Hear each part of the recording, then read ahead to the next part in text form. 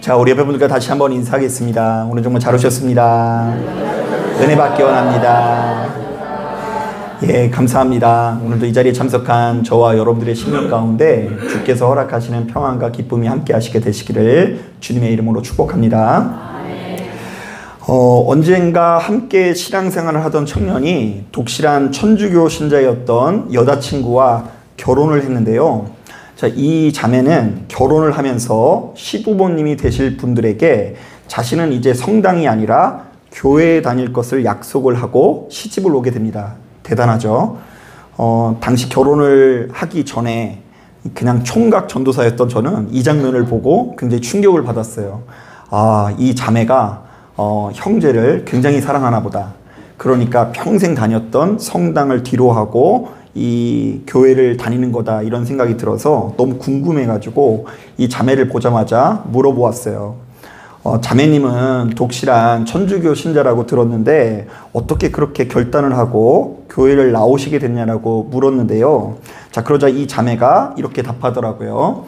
지금의 남편과 교제를 하면서 교회를 몇 번 따라가 보았더니 자신이 생각했던 것보다 성당과 교회가 그렇게 큰 차이가 느껴지지 않았다고 합니다.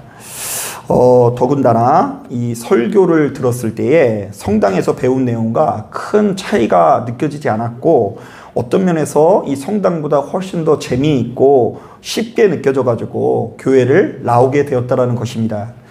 그래서 제가 그런데도 불구하고 성당하고 교회하고 뭐 차이가 없냐고 물어보니까요, 이렇게 얘기를 해주더라고요. 자신이 교회를 다녀보니까 한 가지 큰 차이가 있긴 한데, 성당에 다니는 사람들은 미사 시간에 굉장히 진지하고 온 신경을 다해서 집중을 하지만, 교회를 다니는 사람들은 다소 가볍게 느껴지고 형식적으로 느껴진다라는 것입니다. 자, 그런데 대화를 이어나가다가 그 자매가 왜 그렇게 생각을 하는지 알 수 있었는데요. 자, 그 자매가 말하는 예배 분위기라는 것은 주로 성만찬 예식에 관한 것인데요. 자, 성당에서는 성만찬 예식을 드릴 때마다 굉장히 진지하게 집중을 하면서 거행을 하는데, 교회에서는 이것이 그렇게 시원치 않다라는 것입니다. 자, 심지어는 성만찬 예식 때 웃고 떠드는 사람이 있다는 것이 잘 이해가 되지 않았다라고 하면서 이 볼멘 소리를 털어놓더라고요. 자, 그도 그럴 만한 것이, 사실 우리들에게 이 성만찬 예식이라는 것이 약간의 거리감이 있는 것이 사실 아닙니까? 막연하게나마 떡은 무엇을 의미하죠? 주님의 몸을 의미한다라고 알려져 있고요. 포도주는 주님의 피를 의미한다라는 것을 우리가 머리로는 알고는 있지만, 이것이 그렇게 가슴에 다가오지는 않고요. 다소 지루하게 느껴질 때가 많습니다. 사실 저도 목사이긴 하지만 이전에는 성만찬 예식이 있는 날이 몹시 힘겹게 느껴졌는데요. 자, 왜냐하면 저의 정서로는 이 찬양을 할 때 두 손을 높이 들고 뜨겁게 찬양을 하고 부르짖으며 기도하는 것이 익숙할 뿐더러 훨씬 더 재미있게 느껴졌기 때문입니다. 자, 그런데 예수 믿는 우리들은 예수께서 이 땅에 오신 지 수천 년이 지났음에도 불구하고 왜 이렇게 함께 모여서 성만찬 예식을 나누는 것일까요? 특히 카톨릭이라든지 성공회나 루터 교회는 매주마다 성만찬 예식을 거행하기도 하는데요. 자, 그들은 예배라는 것을 가리켜 성만찬 예식이라고 생각을 합니다. 자, 오늘날 우리들은 예배라고 하면요, 주로 누구의 말을 듣는 거라고 생각을 해요? 목사가 전하는 설교를 듣는 시간이라고 생각하는 경향이 많는데, 카톨릭이라든지 성공회라든지 루터교회는 성만찬 예식이 곧 예배라는 인식이 있습니다. 자, 그들이 도대체 왜 이런 정서를 가지고 있을까? 그래서 이번 시간에는 한 번쯤은 이 성만찬 예식에 관한 말씀을 함께 나눠보려고 하는데요. 자, 아무쪼록 귀를 기울이시고 큰 은혜 받으시는 여러분 되기를 주님의 이름으로 축복합니다. 자, 오늘 우리가 읽은 이 본문에는 예수께서 집례하신 첫 번째 성만찬 예식이 나오는데요. 자, 많은 사람들이 바로 이 장면을 가리켜 최후의 만찬이라고 부르기도 합니다. 자, 먼저 19절부터 20절을 보면 우리가 평상시 자주 듣던 말씀들이 나오는데요. 자, 주님께서 떡을 떼시면서 감사 기도를 드리신 다음에 제자들에게 이렇게 말씀하십니다. 이것은 너희를 위하여 주는 내 몸이라. 너희가 이를 행하여 나를 기념하라. 자, 그리고 포도주를 주시면서 이렇게 말씀하십니다. 이 잔은 내 피로 세우는 새 언약이다. 자, 이른바 지금 제자들이 먹는 떡과 포도주는 사실은 우리 예수님의 살과 피라는 것을 기억하라는 이야기인 거죠. 자, 그런데 오늘 우리가 읽은 이 본문을 꼼꼼히 묵상해 보면 의외로 성만찬 예식이라는 말은 나오지 않고요. 전혀 의외의 단어가 거듭해서 반복되고 있는데요. 자, 본문은 시종일관 지금 이 식사가 유월절이라는 절기에 이루어졌다라는 것을 강조합니다. 자, 한번 따라해 보겠습니다. 제자들이 떡과 포도주를 유월절에 마셨다. 유월절에 먹었다. 자, 여러분 보세요. 1절에 보니까 유월절이라고 하는 무교절이 다가왔다라고 합니다. 자, 7절을 보니까 유월절 양을 잡을 무교절이 이뤘다고 하고요. 8절을 보니까 가서 우리를 위하여 유월절을 준비하여 우리를 먹게 하라. 이렇게 되어 있죠. 자, 그리고 여기서 그치지 않고요. 7절부터 23절에 이르기까지 유월절이라는 말이 무려 6번이나 반복합니다. 자, 그러니까 이 누가복음의 기자는 바로 이 식사가 이루어진 때가 언제인 것을 강조하고 있어요. 유월절이라는 것을 강조하고 있죠. 자, 심지어 우리 예수님께서도 당신의 제자들에게 성만찬 예식을 준비하라고 말씀하시지 않고요. 유월절을 준비하라고 하시는데요. 자, 제자들이 어떤 사람들에게 가서 어떤 말을 하고 어떤 장소에서 유월절 식사를 나누게 될 것인지를 주님께서 아주 세세히 챙기시는 것을 볼 수 있습니다. 자, 그러니까 베드로와 요한이 심부름을 하긴 하지만 이미 이 모든 과정을 주관하시는 분이 누구인 것 같아요? 예수님이라는 생각을 떨쳐버릴 수가 없죠. 자, 실제로 15절을 보면 주님께서 당신의 제자들에게 이렇게 말씀하십니다. 내가 고난을 받기 전에 너희와 함께 이 유월절 먹기를 원하고 원하였노라. 그냥 원한 정도가 아니라 어떻게 했다고요? 원하고 원하였다. 자, 여기에서 유월절 먹기라는 것은 유월절 당일날 모여서 저녁 식사를 하는 전통을 말하는데요. 자, 그들은 바로 유월절 저녁에 온 가족이 모여서 크게 3가지 음식을 함께 나눠 먹습니다. 자, 먼저 첫 번째로는 무교병을 먹는데요. 이때 무교병이란 누룩을 넣지 않는 빵으로서 이 누룩은 사실은 발효시키는 물건이잖아요. 그러니까 죄악을 상징해서 죄에서 구분된 삶을 의미합니다. 자, 그런데 사실 이 무교병이 맛이 있어요, 없어요? 맛은 없지만 누룩이 들어가지 않았다라는 점에서 이 굉장히 상징적인 음식이에요. 그래서 그것을 먹기도 하고요. 그리고 두 번째로는 쓴 나물을 먹는데요. 자, 이것도 역시 애굽에서의 고된 노예 생활을 기억하기 위해서입니다. 자, 그런데 여기서 딱 들으면 알겠지만 이 나물이 맛있을 것 같아요? 맛이 없을 것 같아요? 예, 의도적으로 맛이 없는 거, 뭐 이런 것을 먹는 거예요. 자, 마지막 3번째로 그들은 양고기를 먹었는데요. 자, 이것도 역시 유월절 양의 희생을 기념하는 것입니다. 자, 그런데 주님께서는 유대인이라고 하면 모두가 알고 있는 유월절 먹기를 원하셨는데요. 자, 그냥 그것을 원했다라고 하지 않고요. 앞서 언급한 대로 원하고 원하였다라고 기록되어 있습니다. 자, 그러니까 여기까지 읽어보았을 때 성만찬 예식이라는 것이 어느 날 갑자기 하늘에서 떨어져서 예수께서 만드신 것이 아니라 유월절과 긴밀하게 연결되어 있다는 것을 알 수 있죠. 자, 그렇다면 예수 믿는 우리들은요, 제일 먼저 유월절이 무엇인지를 좀 살펴봐야 할 것 같은데요. 자, 우리가 잘 알고 있는 것처럼 애굽의 바로 왕은 너무나 강팍해서 이스라엘 백성들을 출애굽시키지 않고 버티는데요. 자, 그러자 하나님께서 그들에게 엄청난 재앙을 내리십니다. 이른바 땅에 있는 모든 초태생, 장자들이 죽음에 이르게 된 것이죠. 자, 그런데 하나님께서는 바로 이 끔찍한 재앙에 앞서 그들에게 유월절이라는 절기를 지정하시고 그것을 지키게 하시는데요. 자, 이때에는 각 가정마다 어린 양을 잡아 그 피를 문설주에 바르고요. 대문 앞에 바르고요. 그날만큼은 함께 모여서 유월절 먹기, 유월절 식사를 하게 되는데요. 앞서 언급했었던 무교병과 쓴나물과 어린 양의 고기를 함께 먹습니다. 자, 이때 식사를 하는 복장도 정해져 있는데요. 그들은 허리에 띠를 띠고 발에 신을 신고 손에 지팡이를 잡은 채 급히 먹어야 됐다라고 기록되어져 있는데요. 자, 이것은 쉽게 말하면 외출복 차림으로 입으라는 얘기예요. 그러니까 너희는 식사를 할 때에 좀 불편하더라도 그냥 그 잠옷 차림으로 먹지 말고 외출복 차림으로 식사를 나누라. 자, 그러니까 유월절 먹기라는 것이 어떤 건지 아시겠어요?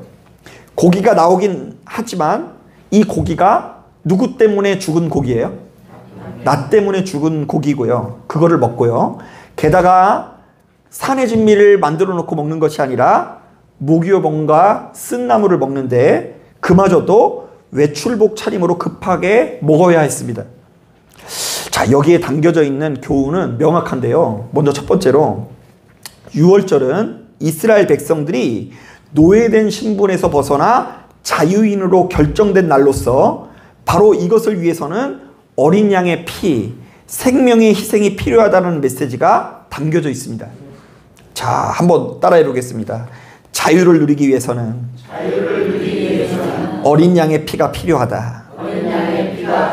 자, 이것이 이제 유월절 먹기에 담겨져 있는 첫 번째 메시지고요. 자, 두 번째로는 하나님께서는 당신의 백성들을 반드시 좋은 곳으로 인도하시는 분이시니 어떤 경우에도 그분을 신뢰하라. 자, 한번 따라해 보겠습니다. 하나님께서는 나를 반드시 좋은 곳으로 이끄실 것이다. 자, 여러분 정말 궁금해서 물어보는데요. 여러분들 안에 이런 확신이 있습니까? 혹시 여러분들 인생을 돌이켜볼 때 내 인생은 이제 그냥 끝났다, 실패했다 이렇게 생각하시는 분이 있으세요? 손 드시면 안 돼요. 지금 당장에 내 눈앞에 척박하고 고난이 연속이고 남들에게 내세울 만한 그런 열매가 없을지라도 나를 여기까지 인도하신 분이 누구셨기 때문에? 하나님이셨기 때문에 그 하나님을 신뢰하기로 작정하는 것이 유월절 식사의 본질이에요.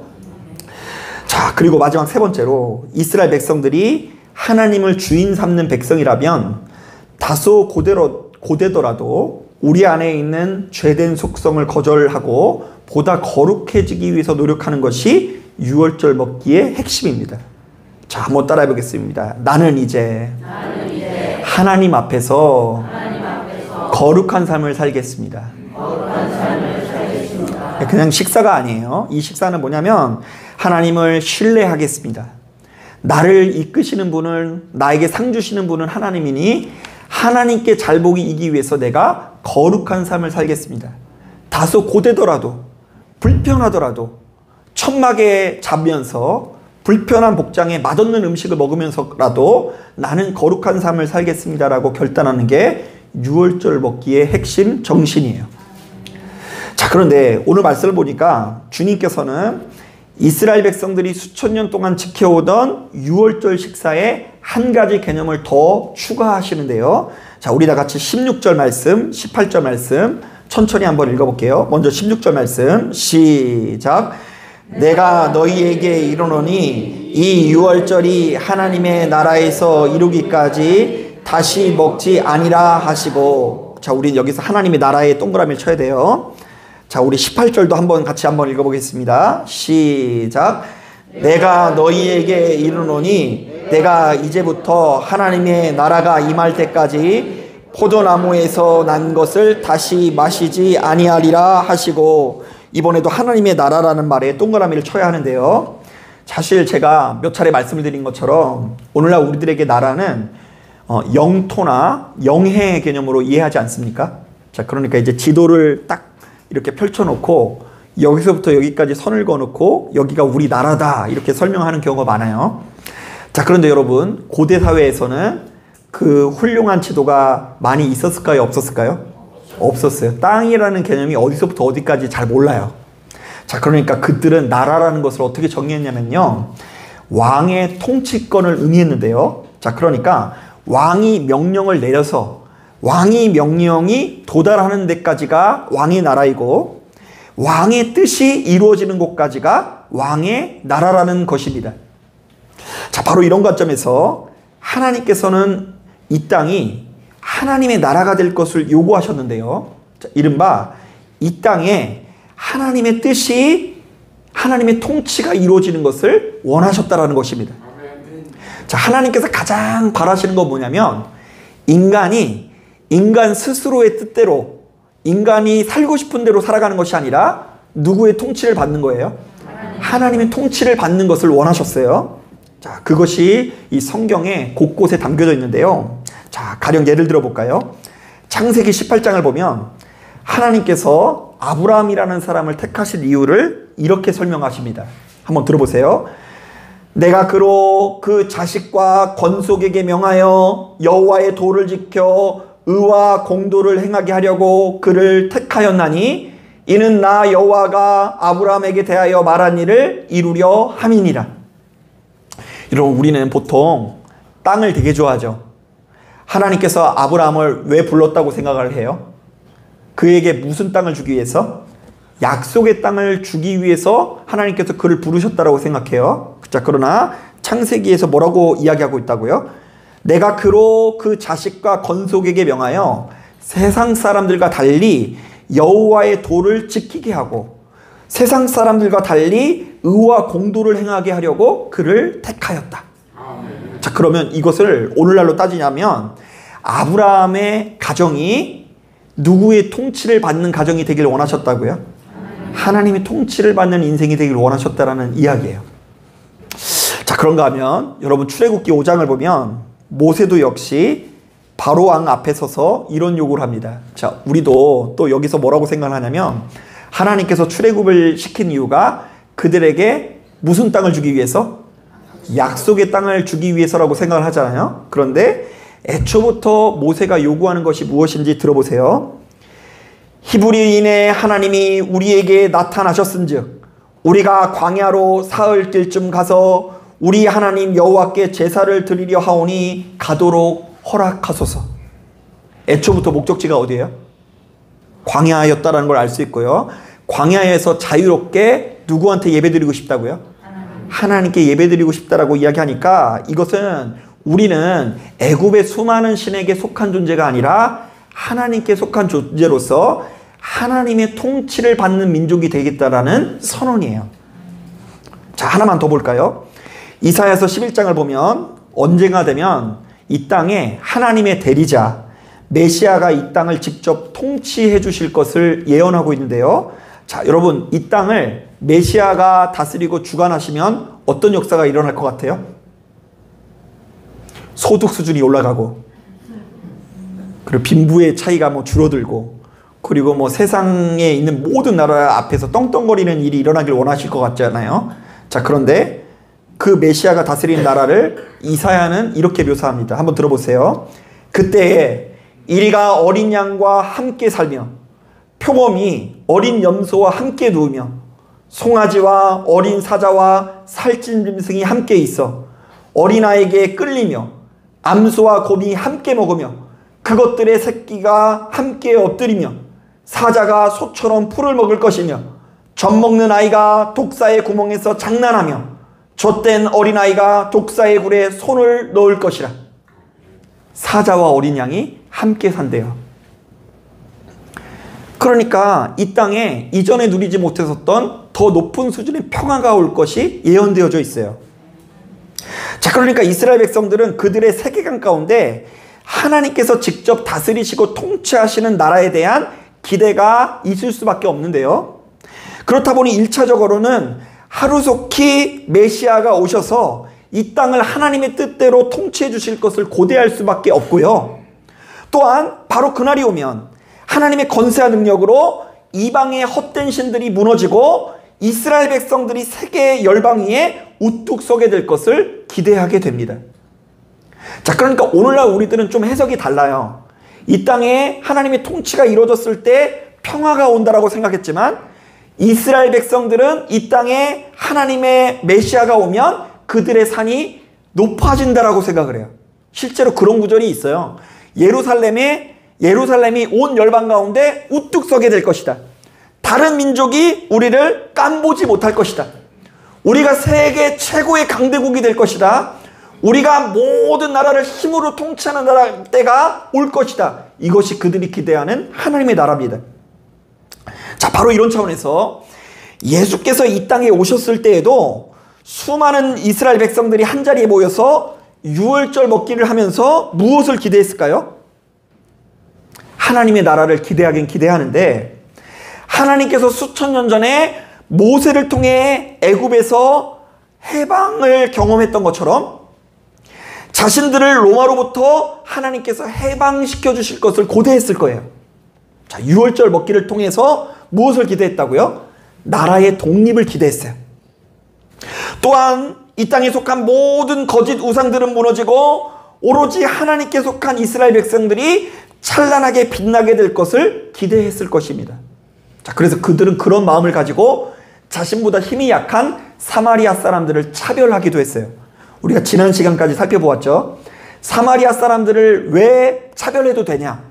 하나님께서 통치하시는 나라가 그런 나라라고 이해했기 때문이에요. 온 열방 가운데 누구만 높아지고 이스라엘 백성들만 높아지고 하나님의 나라만 높아지고 다른 나라는 그런 이스라엘 백성들을 섬기는 때가 오기를 기대했던 거예요. 그러니까 주님께서 이 땅에서 이루려고 하는 하나님의 나라는 유대인들이 바라고 기대하는 하나님의 나라와 전혀 달랐는데요.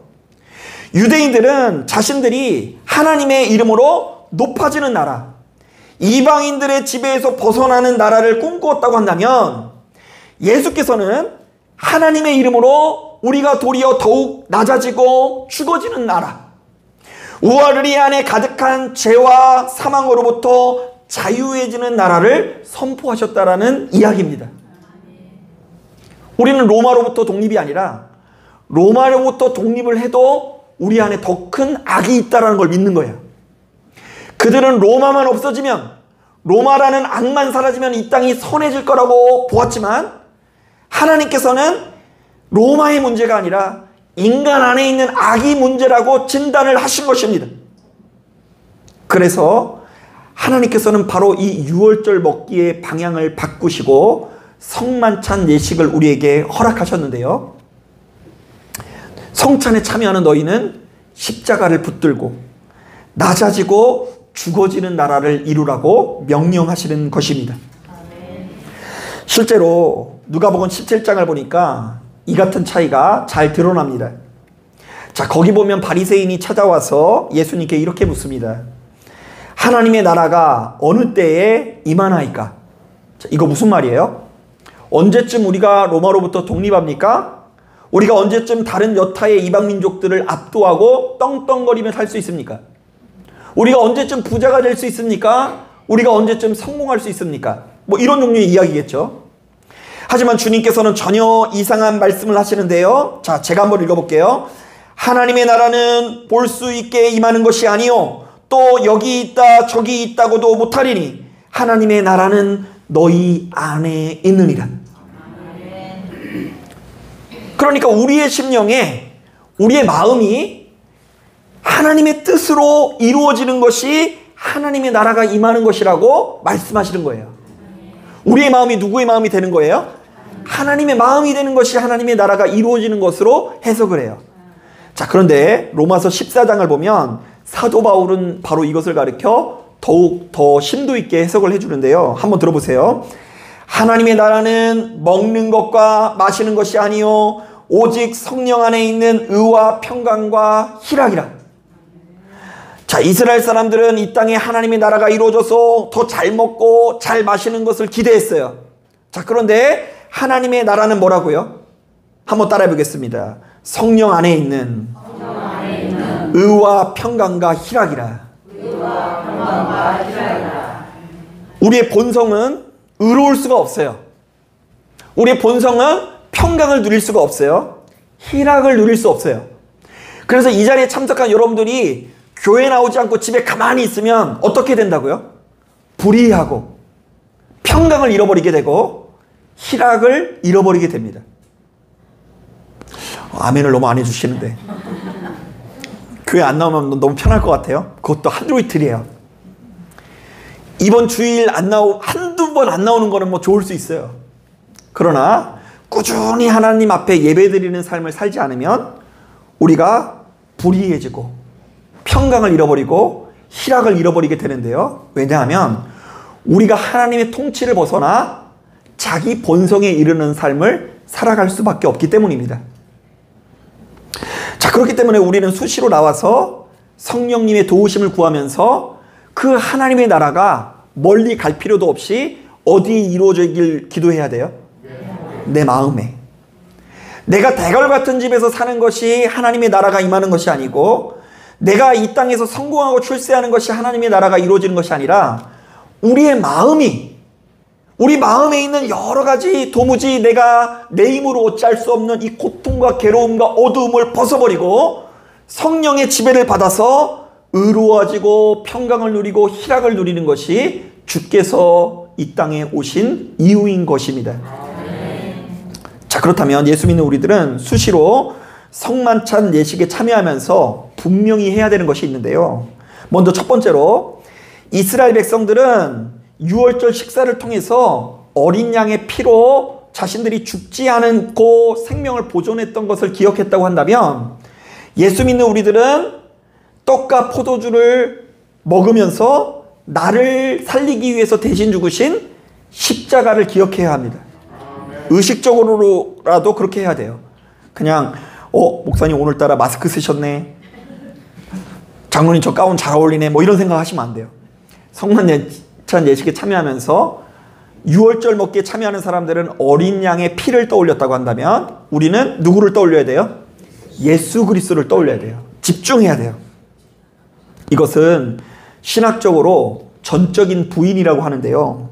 내가 아무것도 아닌데, 내가 아무것도 한 것이 없는데 하나님의 은혜로 자유를 누리게 되었고 구원을 누리게 되었다는 신앙의 고백을 담아야 한다는 이야기예요. 이거 깨닫지 못하면 신앙생활 헛한 거예요. 나는 아무것도 아닙니다.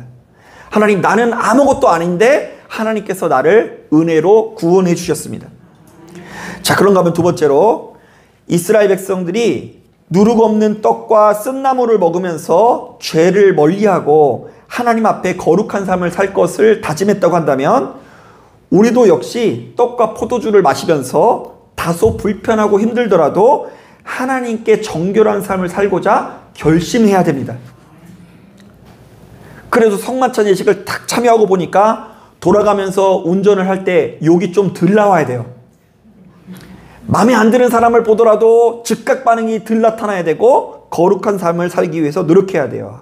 하나님께서 우리를 그냥 무한정 용서해 주셨던 것처럼 나도 역시 타인을 용서하고 사랑하는 삶을 살겠습니다. 그래서 초대교회는 바로 이것이 예수께서 명하신 그리스도인들의 사명이라 보고 수시로 함께 모여서 떡을 떼었는데요. 자, 놀랍게도 설교라는 형식이 먼저인 것이 아니라 성만찬 예식이라는 것이 먼저 나타났어요. 교회는 모여서 설교 듣는 모임이 아니라 초반에는 무엇을 하는 모임이었다고요? 성만찬 예식, 함께 모여서 떡을 떼는 모임이었어요. 십자가가 이 교회의 중심에 있었다라는 이야기예요. 자, 그러니까 이 성만찬 예식은 예수님께서 남기신 유일한 명령이자 유일한 율법이기도 해요. 많은 율법이 이제 많은 사람들에게 사라지게 되었지만, 이제 우리는 수시로 모여서 떡을 떼고 포도주를 마셔야 되는 율법이 생긴 것입니다. 자, 물론 이렇게 중요한 성만찬 예식이 우리에게 무조건 유익함을 가져다 주는 것은 아닙니다.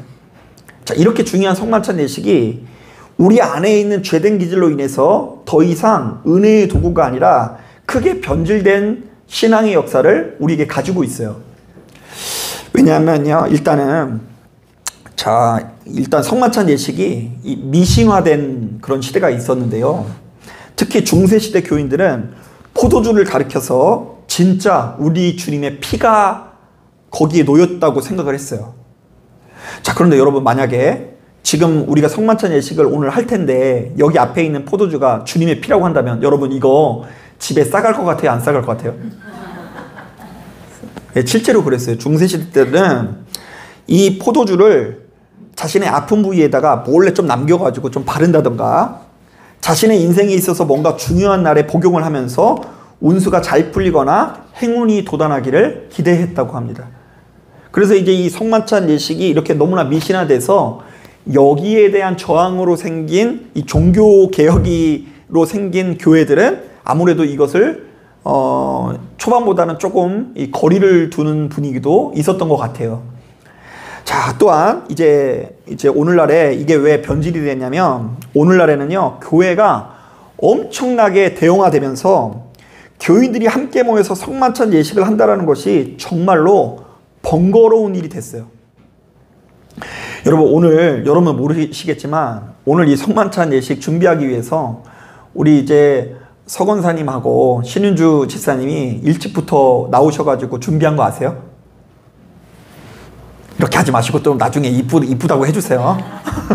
이 두 분이 나와서 열심히 수고해 주신 덕분에 이 성만찬 예식이 준비되는데, 만약에 우리 교인이 10,000명이라고 해보세요.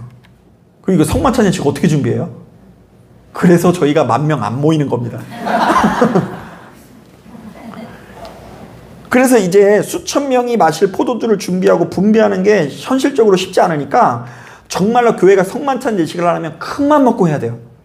제가 과거에 전도사 생활하는 교회가 약 400명에서 500명 모이는 교회인데, 그것만 하더라도 제가 얼마나 힘든지 몰라요. 이게 막 팔 이렇게 막 주전자로 따라야 되니까 여기 막 알배기고.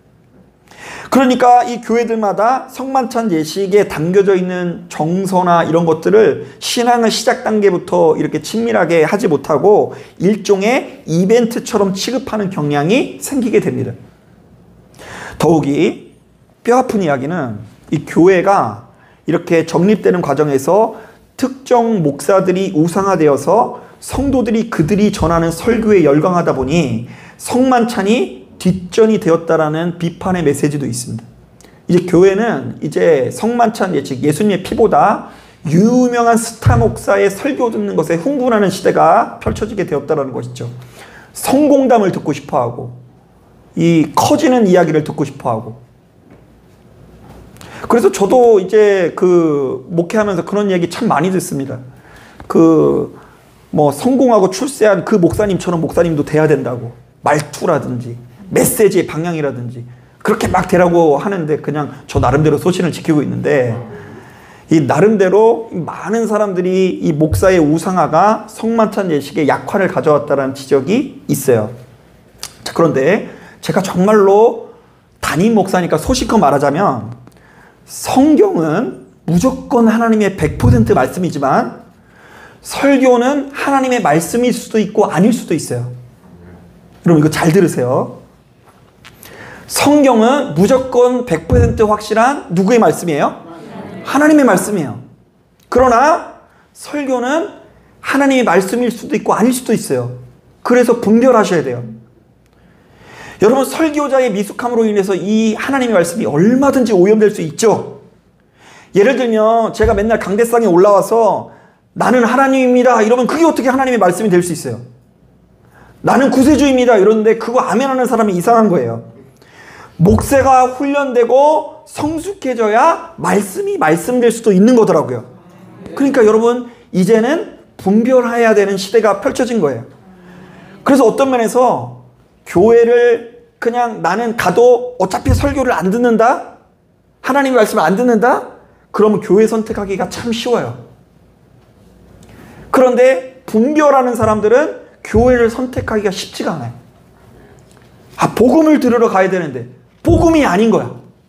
맨날 성공해야 된다 그러고 히트 쳐야 된다고 하고 수십 년 동안 그것이 복음인 양 오해하고, 이 성만찬 예식에 담겨져 있는 십자가를 발견하지 못하고 발견하더라도 경홀히 여겨요. 그냥 어쩌다가 목걸이 같은 거 할 때 십자가 걸어놓는 거지 자신의 삶 가운데 십자가에 별로 흥분하질 않아요. 인생 역전, 하나님께서 채워주셔서 5,000명 먹이시는 거, 치유의 역사, 이런 것만 흥분하지 이 땅을 하나님의 나라로 바꾸자고 하셨던 하나님의 그 놀라우신 섭리와 계획하심에 무심할 수 있는 소지가 얼마든지 있다라는 것입니다. 그러나 이렇게 설교는 오염될 수 있지만 성만찬 예식은 그 자체로 십자가의 진수가 담긴 말씀 중에 말씀일 수 있어요. 그래서 이 성숙한 신앙의 사람들은 바로 이 성만찬 예식의 행위를 통해서 더 높은 수준의 신비를 경험할 수 있어요. 그래서 처음 교회가 이 땅에 생겨났을 때만 하더라도 이 성만찬 예식을 하다가 막 방언을 터지신 분들도 있고, 갑자기 자신의 뭐 여러 가지 죄들이 생각나가지고 그 자리에서 막 통곡을 하시는 분들도 있고, 가슴이 막 불같이 뜨거워지는 경험을 하시는 분도 있고, 너무나 놀라운 신비가 이 성만찬 예식에 통해서 나타났지만, 교회가 커지고 성장하는 그 과정에서 이러한 신비가 사라진 것이 사실이에요. 그래서 저는 이 성만찬 예식을 정의하는 것 중에 가장 좋아하는 말이 이런 거예요. 한번 따라해 보겠습니다. 성찬은 그리스도를 나의 몸에 모시는 일이고, 그리스도의 뜻에 나의 몸을 맡기는 일입니다. 예, 참 멋진 말이죠. 성찬은 그리스도를 어디에 모신다고요?